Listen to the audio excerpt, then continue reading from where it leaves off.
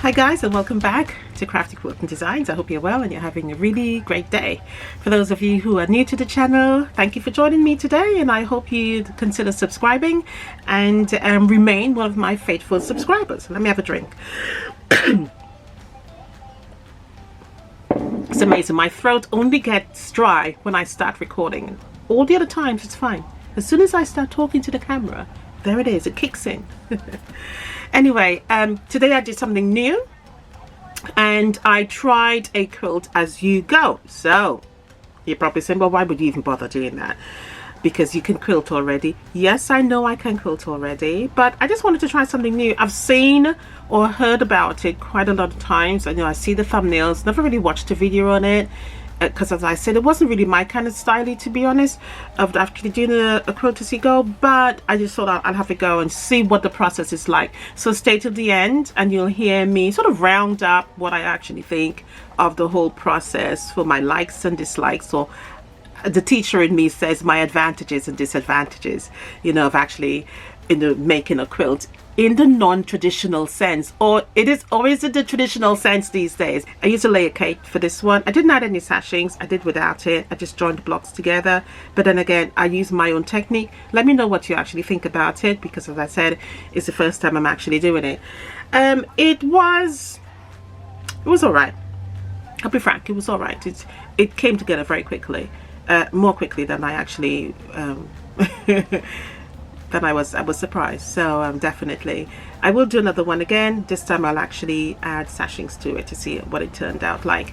Now after I made the quilt, I did have a look at what other people did, and I saw that some videos they added the sashings after. Now I think that's a bit of a double whammy for me. I wouldn't do that. I think once I'm making the block, I want to add that sashing onto that batting immediately. I don't want to have to go back and do it again, because I think that's long-winded. All right, when I say long-winded, because you make it and you're gonna go back in it. I want, when I make that block and I quilt that block in the quilt as you go technique, I want it completed. I don't want to have to go back and reattach a sashing, then quilt it again. So that's just how I see it. Okay, and then yeah, so we'll take it from there. So without further ado, let me not keep you waiting any further and keep rattling on, and I'm show you what I think of it. So for my ladies and my gents who have been with me, thank you so much for coming back and viewing the tutorial. And before I go, just as a reminder, if you haven't got your notifications turned on, you will not receive the videos when they've been uploaded. Okay, so a couple of you have actually said to me, I didn't know you had another video up. Well, if your notifications are turned on, and by turned on I mean it must be shaded. So once you click that bell, sometimes it just stays light, and when I say light, there is no shading. But once you click it again, so you have to double click to get that shading to turn either dark or light gray or something like that, it actually fills the bell. So therefore then you are actually notified that the tutorials are up. Okay, so ensure that you do that. YouTube also tells me as well how many people have their notifications switched on, so that's another way of me knowing this.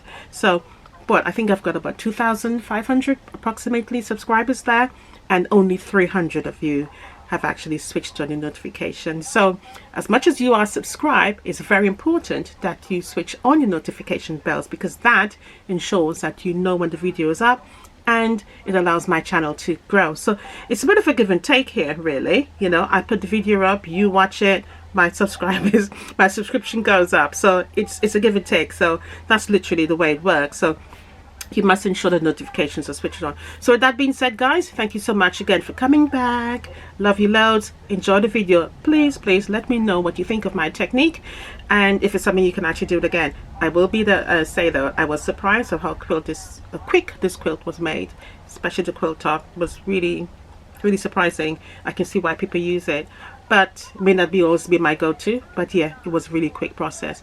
So stick around to the end, let me know what you think. Bye for now. Happy quilting. Love you loads. Alright guys, so let's get started. So you can use a layer cake, or if you want, you can simply use 10-inch squares that you have, from the scraps, or you can cut it down from yardage. Okay, so what you're going to do is stack how many blocks you want to use. So when I say blocks, I'm referring to the squares. So if you've got 25 squares here, then it's 25 blocks you're going to be making. All right, so I have already cut a few, but I'm just going to show you with a few examples that I have here. So I have my 10-inch square, and what I'm going to cut off is 3.5, and I'm just making sure it's all smushed together nicely and measured properly. So 1, 2, 3.5. So you're going to do a 3.5 and a 6.5. Okay, so that's once you cut it into, you cut the 3.5 off, you're going to have 3.5 and 6.5 there. Okay, and all you need to do literally is to just take one, put it at the bottom, and you are going to mix it up so that the fabric is already mixed and ready for you. And we're simply just going to sew these two together. Alright guys, so once you have sewn the cuts together, because remember we cut it in 6.5 and then 3.5. Alright, you will then mix and match. Let me show you what I've done here. I'll put that to the side for a minute. So I have all of my 3.5 inch here, and I have my 6.5 inch, and all I'm going to do literally is pull, take, sew. All right, and then if you run into obviously one that's similar, then obviously you swap it around. So that's what I'm going to do. So I've done a couple here as an example. So sewn it together. So the next stage now is to, because what happens is that one side is 9.5 and the other side is 10. So 1, 2, 3, 4, 5, 6, 7, 8, 9, 10.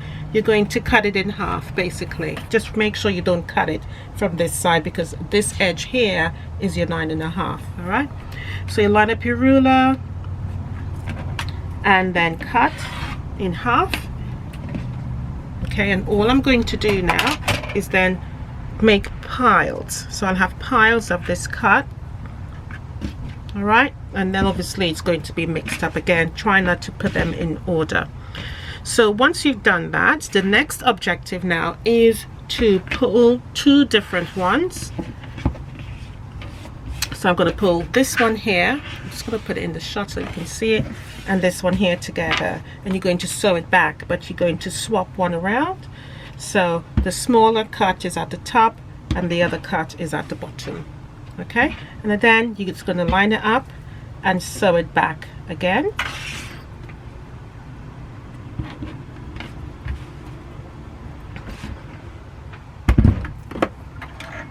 Right, now you can chain piece this. It comes together very quickly. You will not spend a long time doing this. I'm just trying to find my feet, and I have unthreaded my machine. It'd be a good idea to have it threaded and ready to go, isn't it? So the process is much more quicker. Good thing this one threads nice and quickly for me. Right, so let's go back where we started and sew all the way down.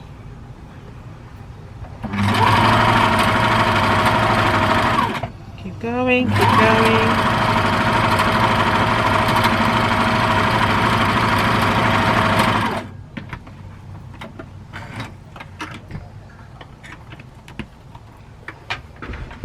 You're going to press, and that is simply your block.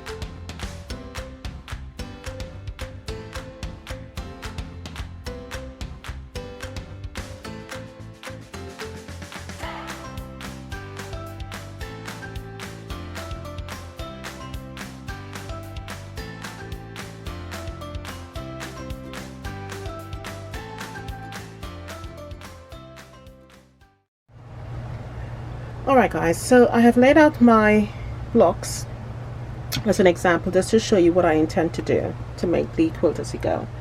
So the first block I already showed you how to make it. So this is the first block here.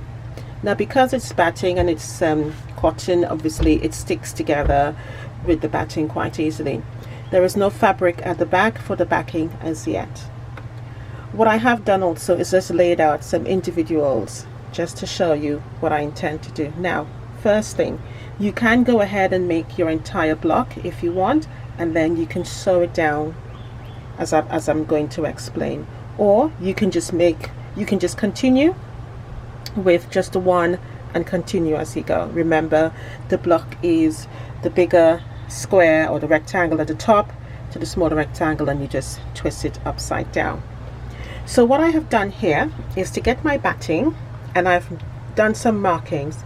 Now you need to decide how much, if you want a border or you don't want a border. If you don't want a border, then it's a little bit more easier. Nothing is difficult, just a little bit more simplified.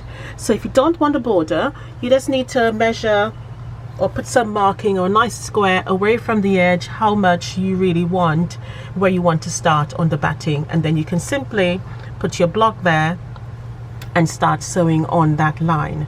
Okay, and once you finish with your row and the whole thing, you can just trim it off.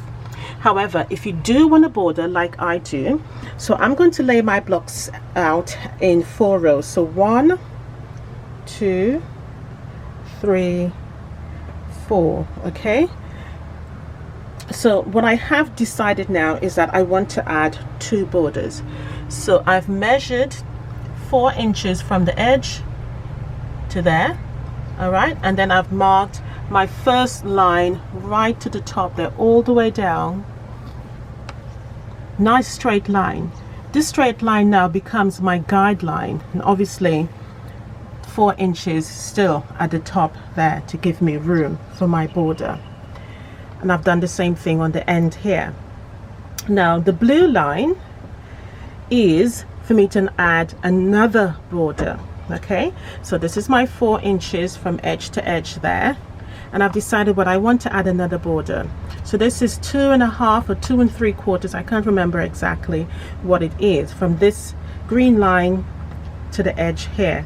Give or take, it is going to shrink a little bit once I've added on the 1/4 inch seams on all of these. Okay, the most important thing here is that you give yourself enough room on the batting to add on your borders, and that's mainly what the lines are for. They're just guidance.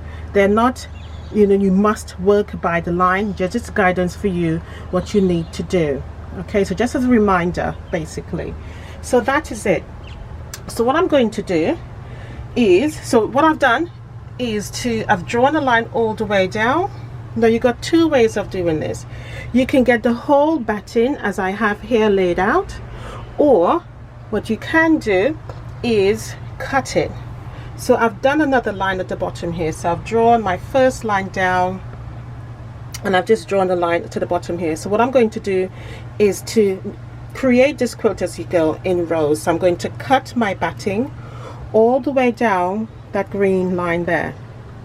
So I'll just have a row, just one row or one long sheet of batting. Okay, and then I am going to obviously then sew it on individually, and then I will continue and make all of my rows. So it's 4 across and 5 down, so I will have 5 rows of my block stitch onto my batting once I have completed. Then I'll show you how to stitch them together. So since I've already started or shown you how to make one block, okay, as I said, you can, if you want to, make all the blocks and go ahead, but I'm going to start with this one, and I'm going to do them individually. So front sides together, so open it back out and do the same. Once I have done with my first row, I will show you what I intend to do next. So I'm going to get myself organized. So again, you see why it's important to have your line at the top there. Okay, so it's just guidelines to remind you. Even though you might go up and down a little bit, it's good. When I say up and down, you might sew one of the blocks like that, for example. Yeah, so it's slightly bent, so it's not straight. The lines is there to just keep you on that marking, and you will do that marking for all of them, bearing in mind when you join your other row, you're not going to add on the 4-inch border. Okay, you're just going to continue from the cut edge here, all right, for your next row of batting and blocks. I hope that makes sense, but obviously show it to you. The only two that will need to have any borders is the top and bottom, and of course the sides. So you should have two. Okay, so when you cut your row, it should be long enough, the same length as this one, so that you can then start your blocks again in this manner, for example, like so, on the next row. Okay, I hope that makes sense to you, but I'll obviously show it to you. So I'm going to get myself organized. So make the first row, and then I'll show you how I intend to finish the first row and continue with all of them in the same way. Alright, so I have my strip here, as you can see, of batting. I have cut it. I probably got about 1/2 inch at the bottom there. Okay, I've put my first block on, the one that I actually made with you. It's still there, and I've just pinned it so that it remains in place. All right, and what I'm going to do is take my sort of 1/2 block, and I'm going to put it down edge to edge, making sure I keep within my guideline at the top there for my green marking that I put. I'm just going to fold and then simply just sew it down a 1/4 inch seam, as you would any other block that you're making. Nothing is different. The only thing that's different here is that we're just simply sewing it onto the batting, which will make life a little bit more quickly and easily, hopefully. I've never done this before. This is the first time that I'm actually doing it. I'm always happy to just ordinarily quilt it without any issues, but I thought when in Rome, let's try it out and see what it actually comes out like.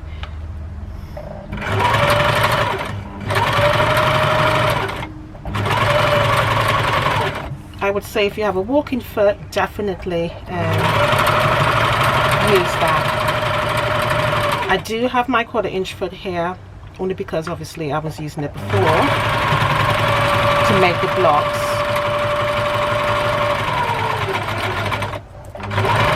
Now I just reversed stitch at the end there. I don't think you really need to, but I just did. I guess it's out of habit when you sometimes you're sewing something that can easily come apart, because obviously the stitches there are going to be open. So that's it basically for that first one there. All right, so that's that there. So the next one, again, just grab another one, whatever you feel. I'm just trying to look for one. I keep touching the ones that's already on the fabric, so I'm going to take something else. Right, I'm going to go for this one here, and again making sure that the smaller at the top and the bottom, I'm referring to this area here, so remember we're twisting the block, so that's at the bottom, the next one goes at the top again, and I'm lining it up with my line marked at the top up there, just to ensure that I'm keeping it nice and straight. Okay, and I'm only mindful of that because I've already measured my 4 inches at the top there already. So I would say probably give yourself a little bit more extra room so that it's not too exact. And again, I'm just going to go underneath and just sew it on as usual.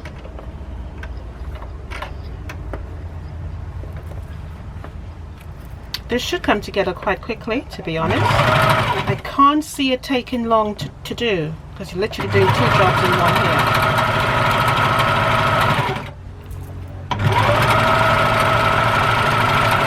If you don't have a walking foot, then an ordinary sewing machine feet is fine.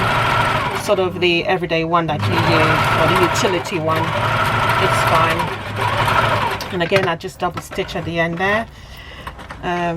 Yeah, and that's it. So let's have a look and see what this looks like. And again, that's fine. Okay, that's looking good. All right, so I'm going to continue. Remember, it's 4 o'clock across, so I've just got 2 more blocks to go. Very quickly, isn't it? Absolutely lovely. And then I'll show you what to do with this whole row of blocks and batting together. Okay, so I have sewed it all down. Now what I'm going to do, you could leave it like this, or you could go back and go over those lines on both sides, even there as well. But because I enjoy quilting, I'm going to go onto the sewing machine and do some free motion just on top of the blocks here. I'm not going to do anything fancy, just probably do some doodling over it so that it stitches down a lot more and have a little bit more definition in terms of the texture of the feel of the quilt with the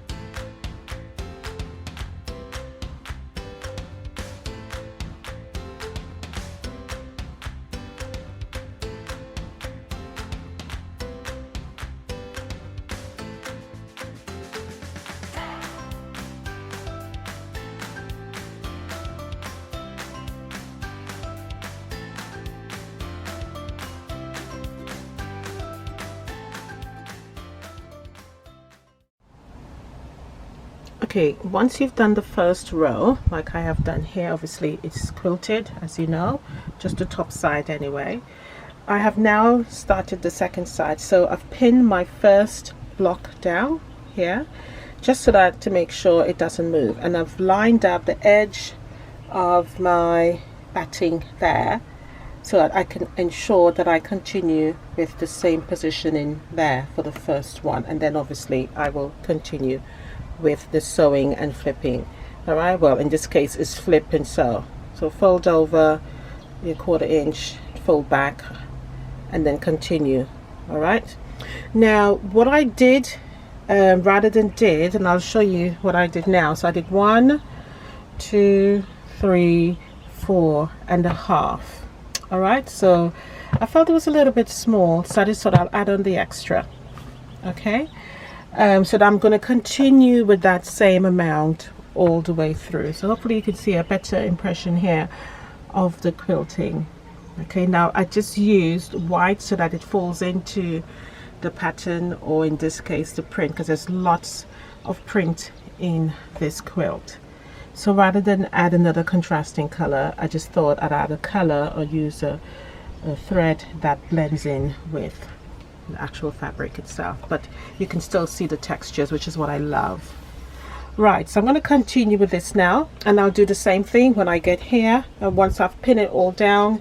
Sorry, what I'll do is lay it all out, because I'm laying it all out so I know exactly where I need to cut, just like I've done with this one. So I've done it bigger only because then I can trim exactly. So when I go to trim, I will trim exactly all the way there, so then I can join both of them together. All right, but of course I will take you through the process. So I'm going to lay all of the individual blocks out all the way down, just like I have done there, and then I will cut the batting. Then I'll continue with that all the way through. Okay, so I went ahead now and completed all of the rows and did my meandering doodle all over for the pattern, okay, the quilting pattern. Now what I have done is label all of the rows. So this is row 1, and I can remember that, or I clearly identify that by seeing my top border here in preparation. Now remember, I said if you don't want a top border, then you can just trim this all off, add your backing, which I will show you how, and then obviously do your binding. Okay, if you're not sure, I would add make sure that I include in my measurements my my border, so that if I change my mind, I can then simply add it on. All right, so what I have done was to trim to the edges all the way down, okay, of the quilt, and I've done that for row 1 as well as row 2. Now the important thing here, when you put the rows together, all right, so I label them because, one, you may be preparing how you lay out your blocks. Okay, so if you find that once you lay the blocks out, you could move them about if you feel that, you know, this color lines up like so. For example, if these two colors line up and you want to swap a row around, that's fine. But when I was building, I literally planned it out so it wouldn't happen. I wouldn't have to do that. Okay, but what needs to happen now is that you need to line up your edge here with this edge here so that all of your seams line up easily. Okay, and we're going to pin. Now we really need to get it right to the edge, close together. So we're going to pin all the way down, and then once we have pinned, we are going to literally iron this open. Sorry, my apologies. Once we've pinned, we're going to stitch, obviously. Okay, and once we sew it, we're going to do a 1/4 inch. We're going to iron it open because we want the seam to lay really flat. We're going to do that all the way down.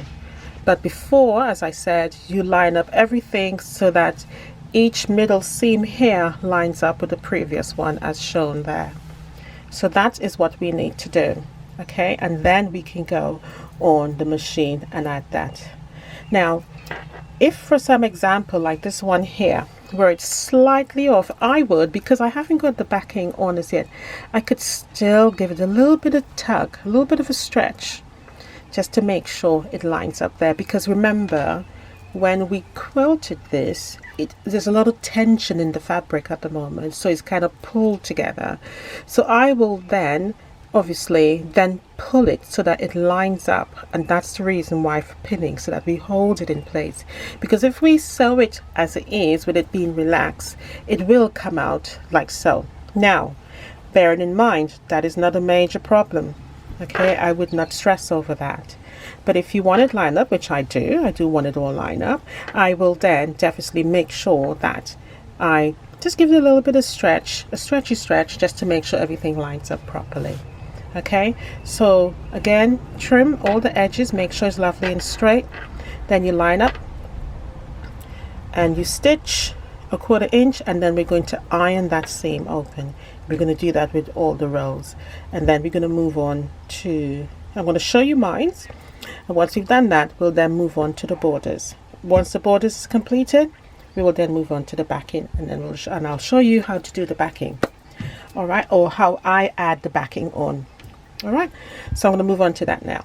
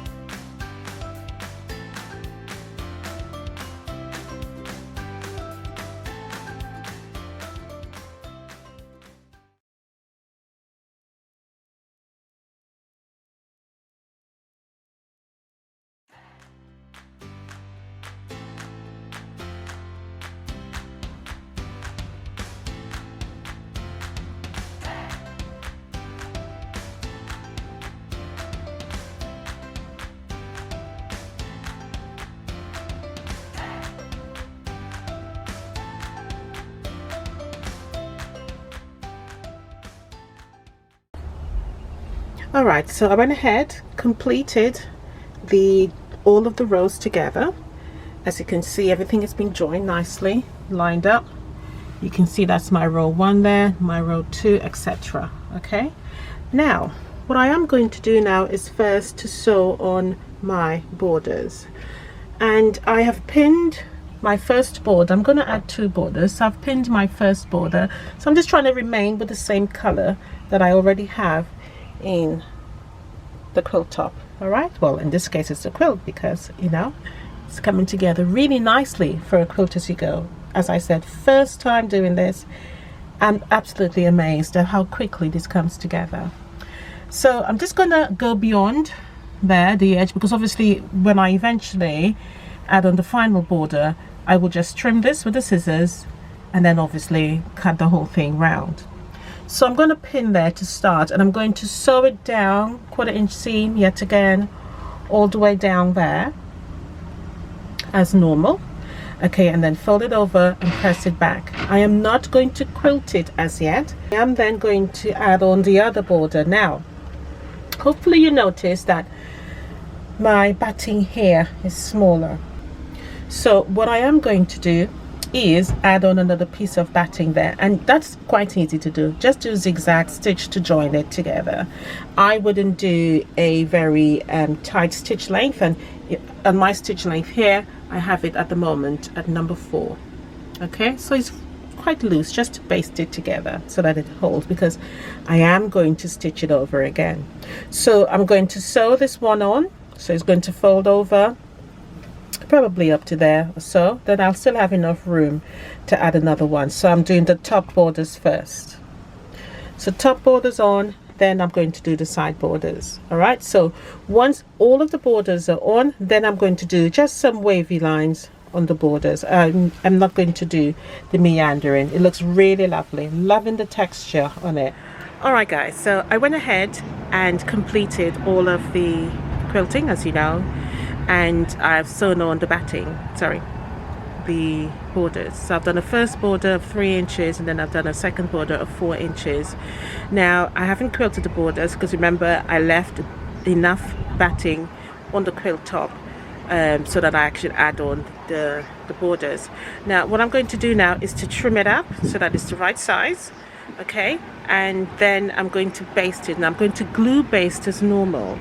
And when I did the borders, I did it as a conventional quilt, so top and top, then side and sides. Okay, and so now I'm going to glue baste for the backing. Now I know there's several methods of quilt as you go. I haven't really researched it, to be honest.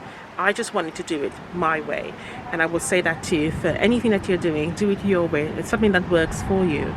So what I am going to do now is glue baste, and then I am going to quilt it at the back, and I'm going to show you how I'm going to do that, which I do feel would leave a really nice effect as well as the front. Okay, I know you're wondering, but you've already quilted the front, would it not show up at the front when you've done the back? Yes, it will, but the way I'm going to do it is going to make it look seamless, in a sense.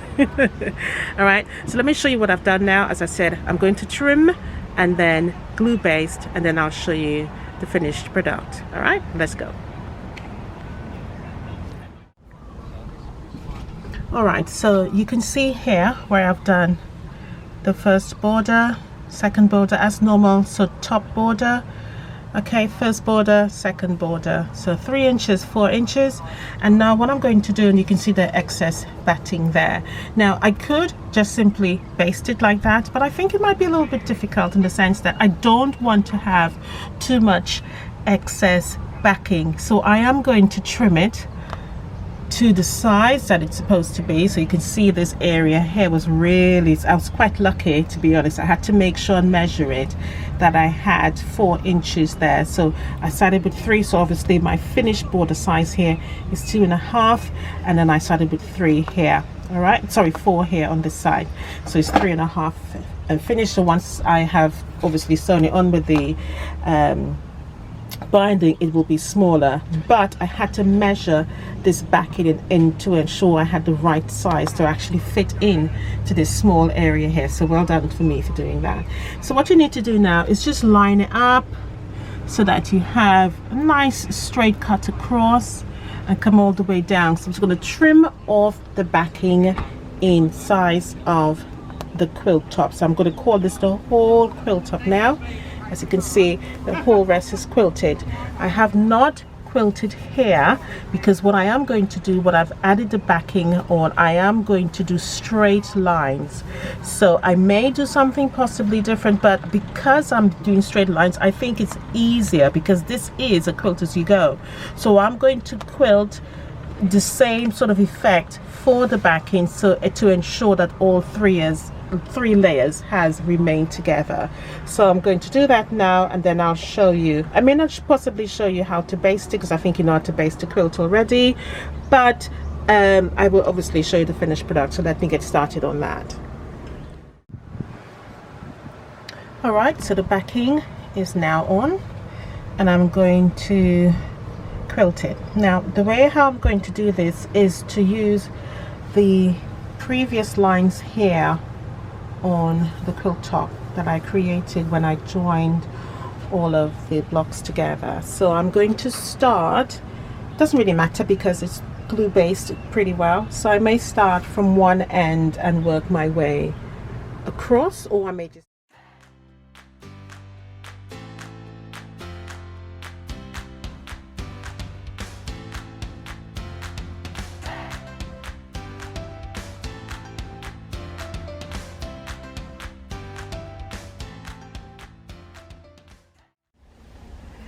Okay, so I went ahead now and completed the entire quilt. Alright, so the quilt measures 51 by 55. The whole thing looks really beautiful, guys. I love the colors. Everything is blended together really nicely. Now, my sort of analyzation of how I think this went along, let me tell you what I thought of the points that I think was really good.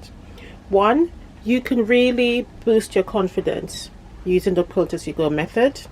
Two, it enables you to use your small sewing machine because of the throat size. If it's small, and you can get the quilt there through quite easily. Three, you can actually build small blocks rather than do it in a row as I have done. And I think one of the last sort of advantage is that you can make a large quilt quite easily with this, definitely. Okay, the disadvantages are, number one, it can slow you down a little bit. What I mean by that is that when you make a traditional quilt, you can then quilt the whole thing in one go. Yeah, you're doing the borders, everything in one go. All right, and then once you're quilting, everything gets quilted. I think in this one here, what I did it, you had to go back in. Now I've seen quilt as you go without borders, many of them without borders. And I'm talking about the last border, not inner borders. Another disadvantage for me is the fact that if you wanted to add sashing, you've got to make your block first, quilt it, then add your sashing, and then join the other quilted block. And that's if you're doing it individually. I wouldn't do that. I would do the same method and make it in a row. Now I felt that when I made it in a row, oh my gosh, that came together so quickly. The whole quilt top was done within an hour. I tell you no lie. Okay, now if I were to add my sashing, obviously it will make this quilt a lot more bigger. But I wanted to do it without the sashing in between to see what it came out like. So that is the way I would add my sashing. I will do another one with the sashing so you can see what I'm actually referring to. Okay, I will obviously add the borders in the same manner as well. I thought that was okay. Really, I didn't see a problem with that.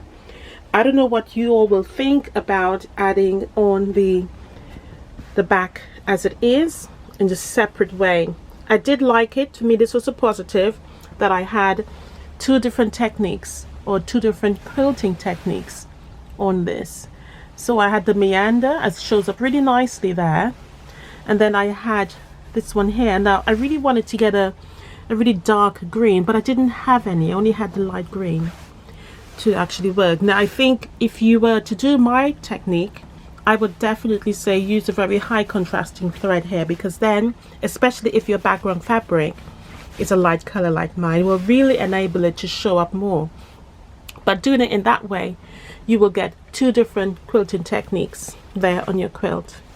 Okay, the binding was really lovely. It was really striking to add it to the end, so it was really nice. I love that. It really showed up the quilt itself.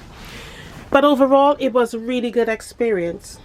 The quilt as you go, and as I said, you can definitely make a large quilt very quickly with the quilt as you go, and it boosts your confidence as well. So that, guys, well, I think that's it for now. Really, that was really my points. Good process, quick, simple, fast, and I will definitely say you can use any quilt block with this. It doesn't matter how intricate, whether it's stars, whether it's triangles, it doesn't matter what quilt block. You can definitely turn that quilt block into quilt as you go. Remember, my first block was made in the normal traditional sense, and then I added on my blocks as I go. So with a quilt, a block, for example, if it's a star, for example, you can make your stars as normal and then add it onto the row. And I think that's why I went with a row, because I felt with a row you have more space, in the sense that that row is the size of your quilt block. Yeah, so that's why I felt it was a much safer angle to take.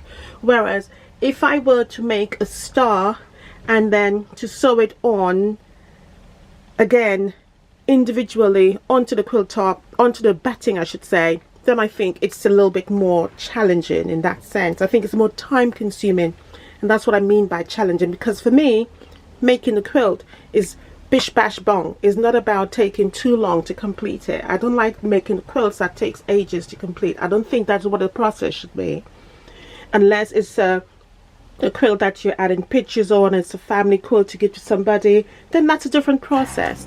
But I think if you're making quilts and you want to get it done quickly, you've got to think about ways in which you can complete the process very quickly. So as I said, do like and subscribe, hit that notification bell. Let me know what you think of my technique of using a row rather than an individual block. And as I said, I'll do another one with the sashing and show you again exactly how it comes together, because I think I love this technique. I will definitely make this again. It was quick, came together very nicely. I did the straight lines on there, and the quilting itself was fantastic, and I didn't have to go back in with my quilting feet. I just kept to normal straight lines, left this blank, and obviously quilt on both sides, which was fine. And that was it really, guys. So do like and subscribe to the channel, give me your feedback, let me know what you thought of the quilt as you go. Bye for now and happy quilting.